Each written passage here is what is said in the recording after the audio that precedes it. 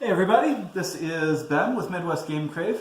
My brilliant and gorgeous wife Michelle and I have decided we're going to do a mock game for you, just so we can demonstrate what a game in play looks like.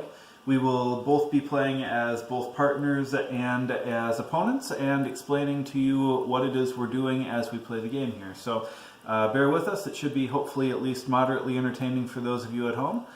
And you get to see a little bit of a live action play on how the game works. So Michelle, if you want to start us off. Michelle's standing in front of the black right now, acting as dealer. You'll note that she started with the person to her left. That is actually the first person who's going to play, as well as the person who's going to collect the used cards when the round is over. So we start off dealing 5 cards to everybody. Next hand will be 4, and then 4 again. Each time you shift one more person to the left as to who starts.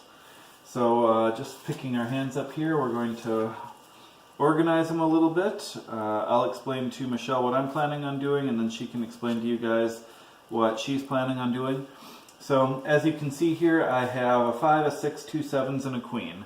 None of these are starter cards, so I'm kind of reliant on my partner right here to determine whether or not I get to actually get out a start.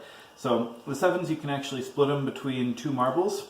I'm going to hope that Michelle either has a starter for me or has a use for that, and I'm going to pass her that one. Okay, for my hand here, you can see that I also do not have a starter card. Me not knowing that he doesn't have a starter card, I'm going to give him the best card to get him moving, which would most likely be a jack, because he can move 11 or swap places with someone else. So having passed face down, we can then pick them up and put them in our hands. Obviously neither one of us knows that the other person can't start yet. As the opponent players, as you can see from my hand, I have only a single starter card. If I had 2, passing one would be smart, but since I've only got the 1, I would probably take and pass the jack in the hopes that she can either use it to swap with red or else just move her around the board a little bit faster. So. Okay. Green's hand includes a starter card and a reverse card, which are 2 great pieces to play coming out and getting back around the board faster. I also have a 4 between the 2 2s to get me in. A 7 is too far, so it would not be beneficial in my current gameplay. So I am going to pass the 7 to blue. So as the person 1 to the dealer's left, the blue person would actually start here. And obviously you're going to want to start playing with a joker to get you out here. King or an ace would also work, but moving around to the red person. Red person has no starter, so I'll look across the table at the partner and say, hey partner, can you start me? Basically I'm asking if they have a joker, because a joker is the only card that can start both yourself or your partner. I would assume as red player that they don't have a spare starter or they would have passed it, but kind of formality's sake I'd ask anyway. As green, I would go ahead and play my king to get myself started. As he mentioned, a king or an ace are the only cards to start if you do not have a joker.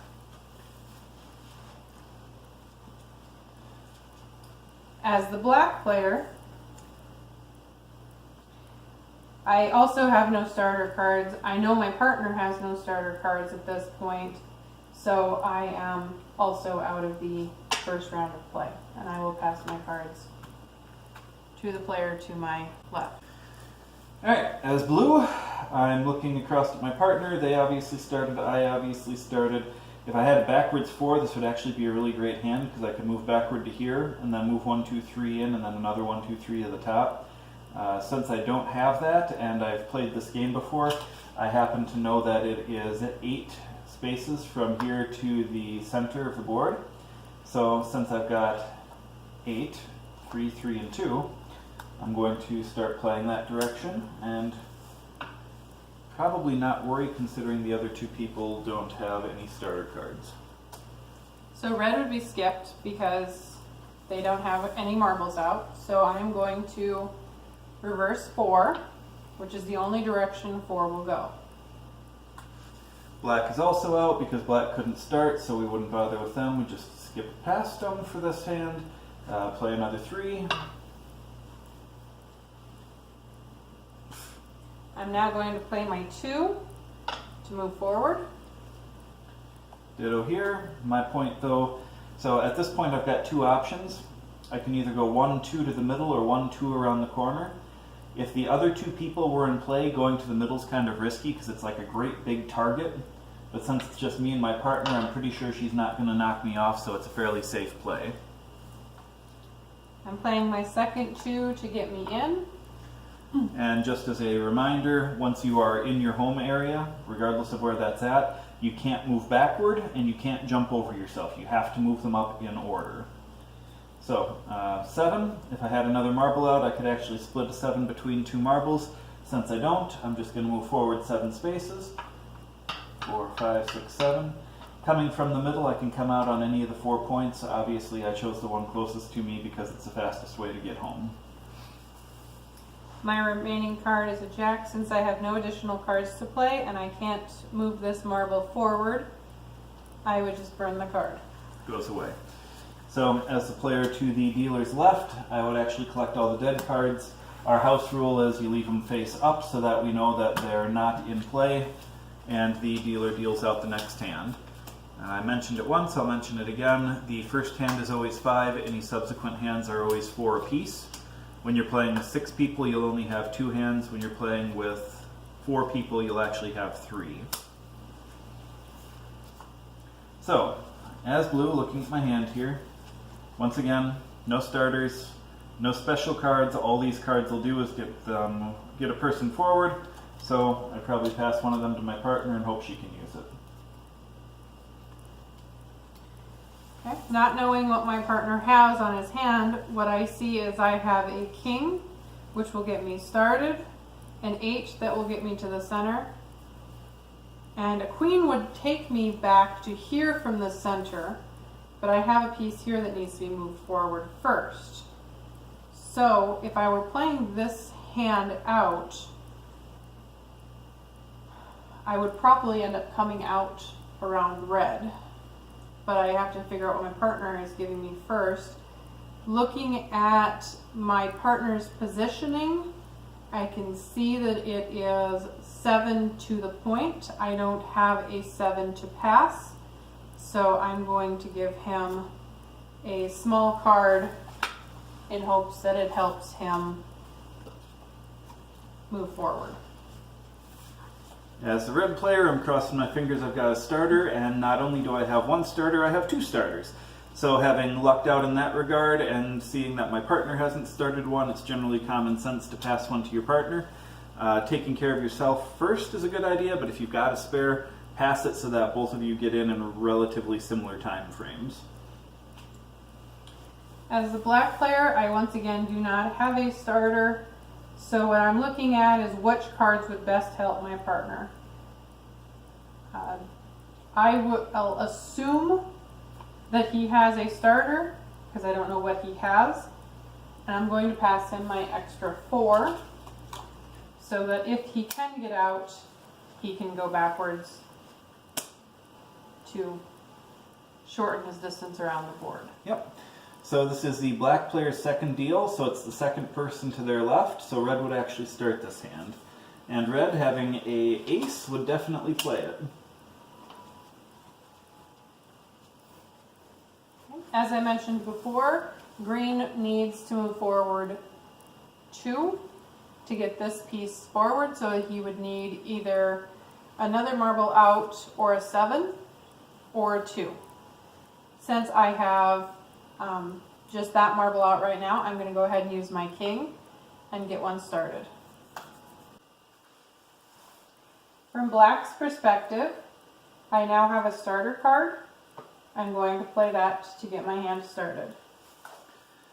Alright, so as blue, black is out, red is out. I can't switch with either of them because they're still in the home area, even if I had a jack, but I don't, so it's kind of a moot point.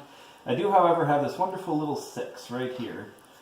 So if I play that, discard. 1, 2, 3, 4, 5, 6. I'm home safe. Unfortunately, I don't have another starter, and I would assume that if my partner had a spare, they would have passed me one. So at this point, I would probably just fold my hand up and throw it in so that the rest of the players know that they can skip me. Looking at the red hand here, I got a pair of 4s and a 10. If I move to, well, I'm going to use one of the 4s to move back to here. I've got a little bit of a conundrum though, because from this point here, it's 6 to the peak. So I'm thinking probably next hand I'm going to end up playing a 4 and hoping nobody swaps with me in the meantime. Because then another 4 backward and then 10 forward should put me right square where I need to be. As green, I am now looking at my opponent's marbles are out, which makes the center hole a little bit more of a dangerous move. However, with them being out, I might also be willing to take that risk because it looks like red is gearing up to go in here. They might have the pieces to go in, so I'm willing to take the risk from that side. From black side, it's a gamble, but I already have one piece in, so I am actually willing to take the risk to take the 8 to the centerpiece. From black's perspective, I'm looking at I have a reverse 4 and a 10 and a queen. The reverse 4 would be nice, but as mentioned over there, I would need to blow past my starting point to get in because it is 6 to the center from the 4's position. So I may as well move around the board. I am going to play the queen in hopes that it gets me around a little faster. So 1, 2, 3, 4, 5, 6, 7, 8, 9, 10, 11, 12. 12 for the queen. Blue obviously turned in his hand and so can't play, so as a player we'd skip him. Going back to red, I'm going to play that 4 like I mentioned last time, 1, 2, 3, 4, which leaves me exactly 10 spaces to the point, so I'm pretty golden for next turn provided nobody swaps with me. Green's hand is down to a queen and a 10. From that perspective, like I had mentioned before, the queen will take me to the spot where my current marble is sitting. Since I cannot land on this marble nor jump this marble, that is not a good move. Playing the 10 would take me to the top of the peak, but I'd still have my queen that I have to play in order to continue. So what you could look at is 1, 2, 3, 4, 5, 6, 7, 8, 9, 10. I'd need another 10 to get there, or I'd be blowed past to there for the next round. So what I might as well do is come out on a different peak, which is the highlight to this position. I can come out anywhere on the board. Since red has not played another marble, I'm going to gamble that he's not going to start one right away, and then I can go out his direction and not get blocked. So I'm going to go ahead and play the queen. 1, 2, 3, 4, 5, 6, 7, 8, 9, 10, 11, 12. This is a dangerous position to be in because if red can start one, they will knock me off. Black is working his way around the board, so he would play his second 10. 1, 2, 3, 4, 5, 6, 7, 8, 9, 10. Blue is still out for this round, so red would go 10 spaces. 1, 2, 3, 4, 5, 6, 7, 8, 9, 10. Red is done. Green is going to get out of this position as soon as possible because the next hand, while green will start as being black's third deal, you still don't want to get stuck anywhere. So 10 spaces. 1, 2, 3, 4, 5, 6, 7, 8, 9, 10. The last card here is for black. It is a reverse 4. 4s only move backwards. If it was forward, you could end in the center, but as it stands, you are sitting on blue's starting point. Black's third deal.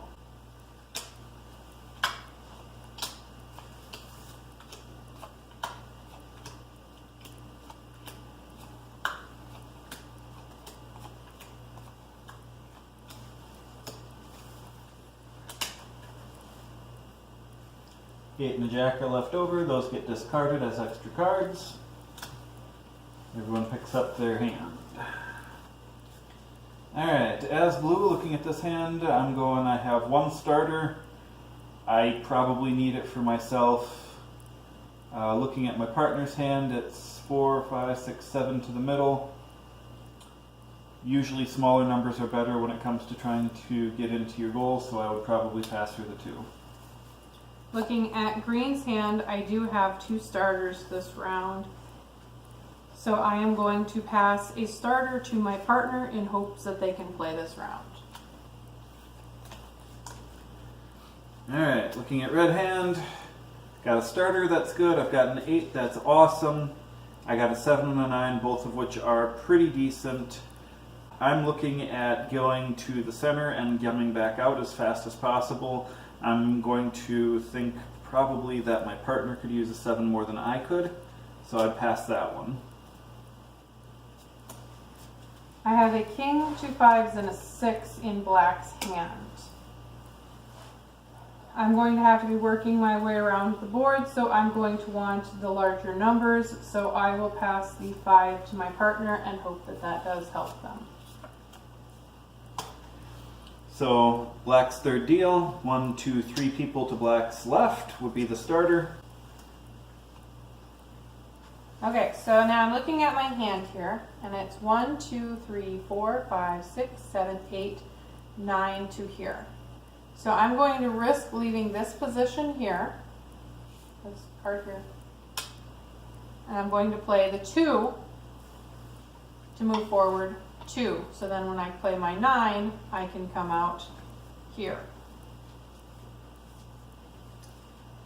As black, I want to get out of blue's area as fast as possible in the event that he is going to be starting a card. So I'm going to use my 6 to get out because I want to get out of his way, but since I have a 7, I'm okay with him getting ahead of me because if I can take him out with a 7, I will. 1, 2, 3, 4, 5, 6. As blue, I'd probably play an ace, get one started, primarily because if black does start another one, they're stuck right here, since I'm the only one who can do anything that affects this marble. If black were back here instead of where they're at, they can't jump over me, they can't land on top of me, they can't swap places with me, nothing. As the blue player, I'm the only one allowed to move that. As red, I got one in. I'm obviously going to start one. I do have the option of starting black with the joker, but at this point I probably wouldn't bother. Kind of look out for yourself first. I'm going to play my 9 card here to get my green marble in, since we'd already counted that out. 1, 2, 3, 4, 5, 6, 7, 8, 9. Because that'll leave me these 2 to start and move my next marble. From black's perspective, I'm going to kind of look at what I've got going on the board. I think I'm going to leave my marble there and go ahead and use my king to start one in hopes that blue will pass me and I can use my 7 to take him out. As blue, looking at this, I'm going, well, 6 to knock him off, 8 to the middle, I don't have either one of them. I could do 5 and 1, but the odds of black moving before I can actually finish knocking them off is pretty good. Honestly, as the player, I'd be torn between the queen and the ace, because with how often I've played this, I always have in the back of my mind they might have a 7, and I'd really rather prefer to be behind them. In this case, though, I would probably go with the queen, just in case I do get knocked off, so I can use the 8 to start. 2, 3, 4, 5, 6, 7, 8, 9, 10, 11, 12. Now, I jumped over the black. I did not land on top of them, so they do not get knocked off. It's only 7s that you knock off everything in your path. For the red player here, there's an awful lot of people who could target me in the middle, but you know what? It's probably worth the risk to get around faster. So I'd just jump straight to the middle. 2, 4, 6, 8. Green is looking at his hand thinking they should have started one the previous round because then he could have just taken out red. But as That's not the case. Playing my ace now to start it. Hindsight 2020. From black's perspective, blue is now ahead of me 1, 2, 3, 4, 5, 6 spaces. So I will take my 7, and I'm going to use it as just a typical 7, whereas I could take it and split it between my multiple marbles, but I just want to show you that even if you're jumping over the person, you knock them off. 1, 2, 3, 4, 5, 6, 7. And blue goes back to its start. Rabble, rubble, rubble, rabble. Well, that's why I've got a spare ace. Alright, from red's perspective, probably wiping my forehead in Thanksgiving that I didn't get knocked off. So from here it would be 8 to here, vice versa here. So 8, 9, 10, 11, 12, 13. I got 14 points worth of movement, which means I would have to actually zip past, which seems like a really bad idea, so I would actually probably let myself be trapped behind blue over here, just so I didn't have to go all the way around the board again. So, playing the 9. 1, 2, 3, 4, 5, 6, 7, 8, 9. Also a fairly good strategy because this way I don't have to worry about blue backing up and knocking me off. Green has an 8. I would take it 8 to the center.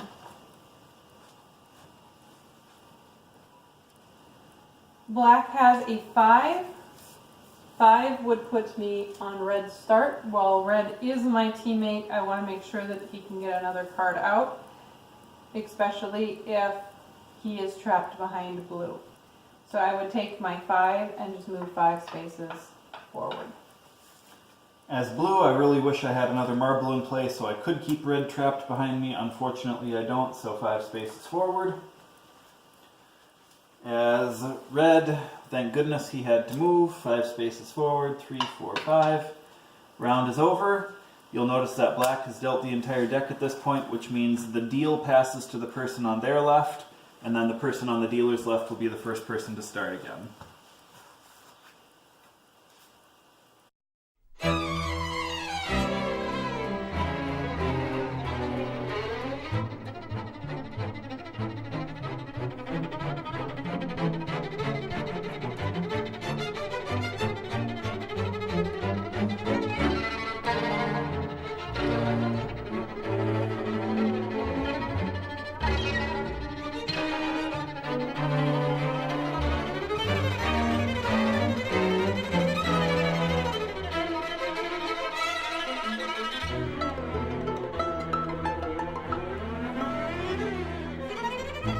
Alright, I slowed the gameplay back down for a minute here just so I can show you how this works.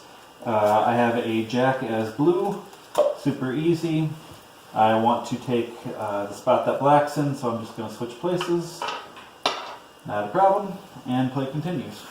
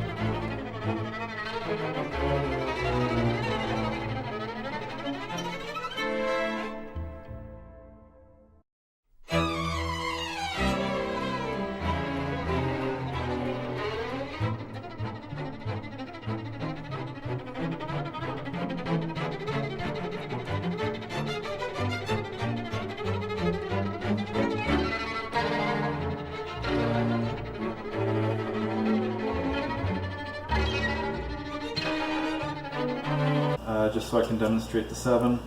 1, 2, 3, 4, 5, 6, 7, and because a 7 is like 7 ones, I knock off anything in my path.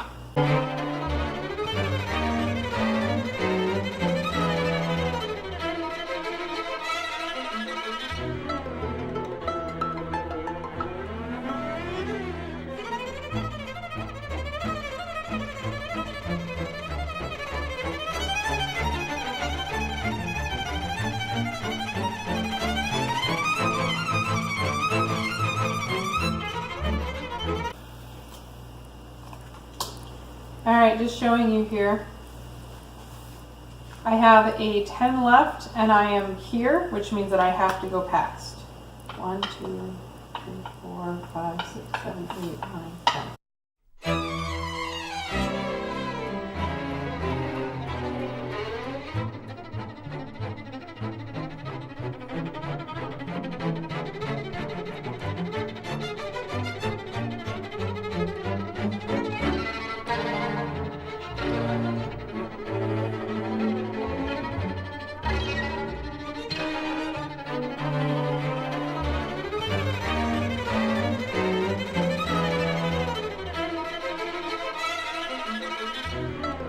Slowed it down for a minute because I made a mistake here. I should have played the king just in case the black person couldn't start his. I ended up playing the joker instead. It'll start me regardless, but I could have saved it just in case my partner needed to start, and I didn't think about it, so.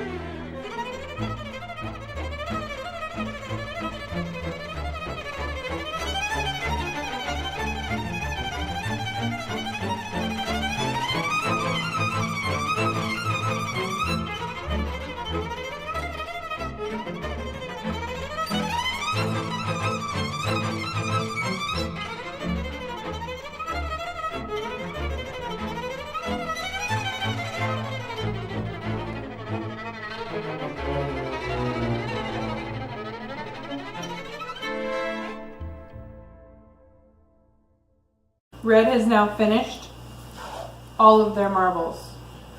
What this means is that I can use my remaining cards as well as any additional hands that get dealt to me to play off of the black marbles.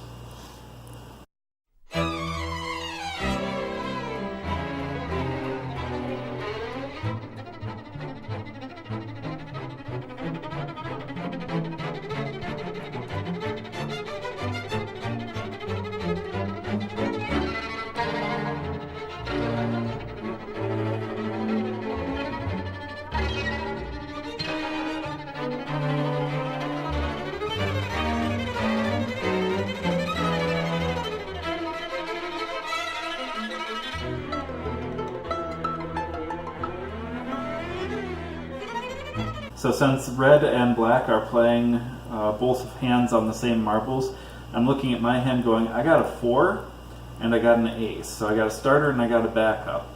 She's got 1 left in her home spot, so if I pass her the ace, knowing that she starts, when my turn comes around I could conceivably use the backup and she might be able to get it right on in.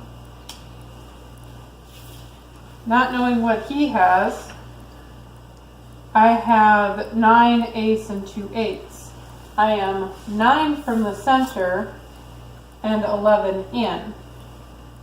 I'm hoping if I play my 9, he will have a card to get me in. If not, hopefully he can use the 8 to move my character forward further.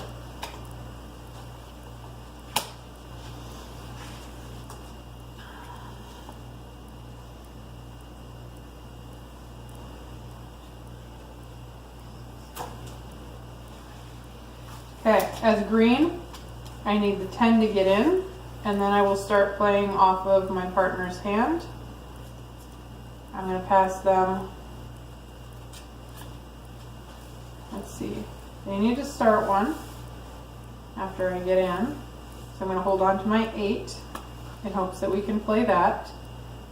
I'm going to pass him the queen in hopes that that helps move things along.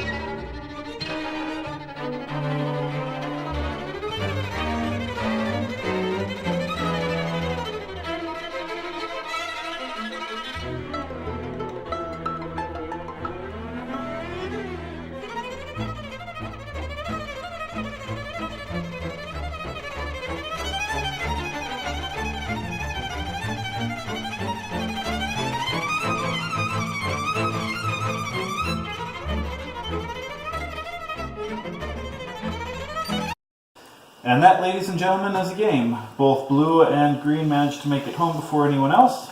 If this were a game where we were playing for money, they'd get the whole pot. Usually you split it between yourself and your partner, but technically the person who put the last marble in place is the one who gets it all, so you'll have to work that out between yourselves. But as you can see, it's a fairly quick and simple game, super easy to play, and frankly, we hope you guys love it as much as we do.